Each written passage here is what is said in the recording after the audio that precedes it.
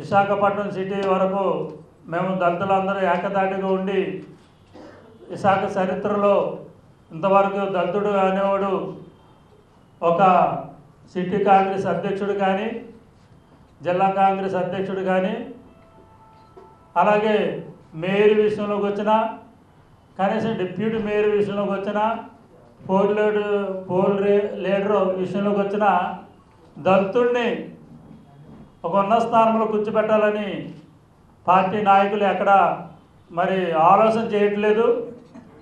మరి దళితులు అందరికీ మనోభావంలో దెబ్బతిని మేము ఎంతకాలం పనిచేసినా మా కరివేపాకులాగా తీసుకుని వాడుతున్నారు. మేము కరివేపాకులుగా మేము పనిచేయం, మాకు గుర్తింపు ఉండాలి. ఈ సిటీ కాంగ్రెస్లో ఎస్సీలని ఒక సిటీ కాంగ్రెస్ అధ్యక్షుడిగా నియమించాలని మేము ముక్త కంఠంతో డిమాండ్ చేస్తున్నాం.